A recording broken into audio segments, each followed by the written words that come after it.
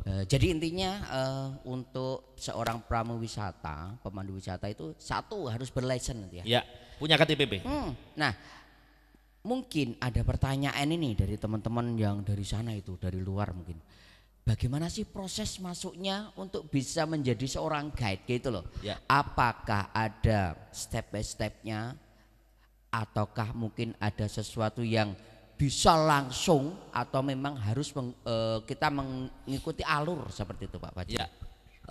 Tentunya di masa kemarin baik sebelum pandemi COVID-19 atau pada saat COVID-19 dan pasca, program-program dari pemerintah melalui Kemenparekraf dan juga melalui dinas-dinas pariwisata atau juga dinas yang lainnya yang mempunyai cakupan program itu adanya fasilitasi tentang pelatihan-pelatihan pemandu lah itu.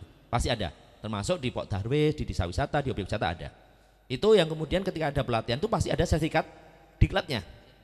Ya, ada sertifikat diklat. Kemudian ada juga proses ketika seorang pelaku wisata itu mau melakukan tugasnya, dia harus melalui kompetensi.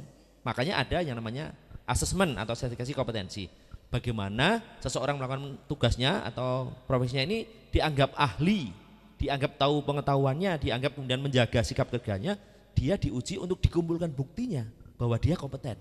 Maka asesor yang nanti menguji ini tidak memberikan hasil lulus dan tidak lulus, tetapi hanya asesor itu memberikan rekomendasi panjenengan kompeten atau belum kompeten.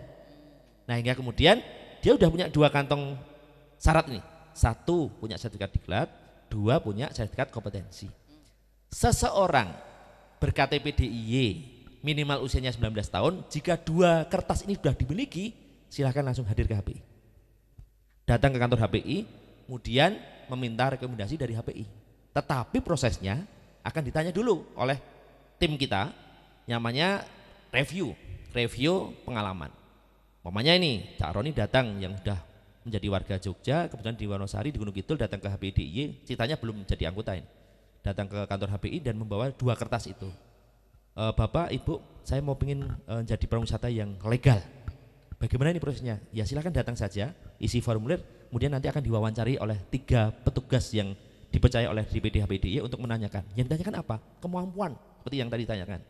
Paham nggak tentang greget, nyawiji, sengguh, ramingko? Tanya. Paham nggak tentang Jogja? Berapa kabupaten, berapa kecamatan atau kapanewonnya? Itu baru bicara tentang pemerintahan. Bicara tentang objek wisata, bicara tentang pemerintahan, itu ditanya semuanya. Kalau belum artinya belajar lagi dulu. Nah, kalau belum bisa, belajarlah ke diklat. Nah, tapi kalau dia mampu menjawab berbagai macam ditanyakan 3 orang ini, kemudian oleh 3 orang ini dikasih rekomendasi, dia bisa lanjut untuk proses selanjutnya. Ketika lolos direkomendasi, dia langsung tinggal uji pengetahuan keistimewaan. Soalnya berapa? 1.100 soal uji pengetahuan keistimewaan. Berapa? 1.100. 1.100 soalnya.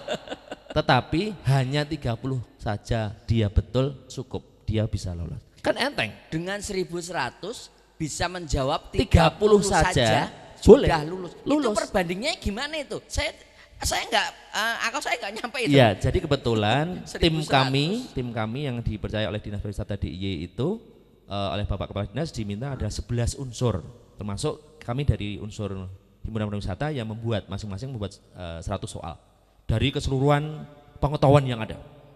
Umpamanya kita bicara tentang pengetahuan yang ada di Gunung Kidul.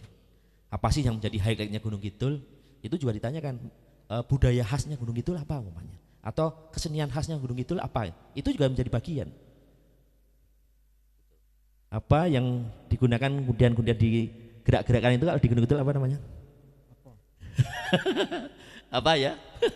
Ada yang tahu?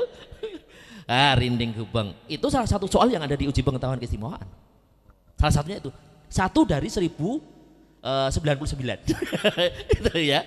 1.100, 30 saja udah bisa lolos mendapatkan sertifikat uji pengetahuan keistimewaan. Walaupun sebetulnya uji pengetahuan keistimewaan itu harus diikuti selama 4 hari. Kita diklat di kelas itu 3 hari, kemudian diklat di keraton sama Kadipaten Pakualaman atau Kasultanan sama Kadipaten Pakualaman itu sehari juga. Sehari ya. Jadi kalau udah dimudahkan itu, tidak harus ikut uji pengetahuan, tapi kalau bisa menjawab, kalau nggak bisa jawab diulang sampai 3 kali. Kalau umpama nggak bisa ya harus ikut diklat. Harus ikut diklat, oke. Diklat itu minimal 10 hari. Iya. Diklatnya 10 hari. Ya. Caroni dulu berapa hari? Saya 3 hari. Ini puasa jadi nggak boleh bohong ini ya.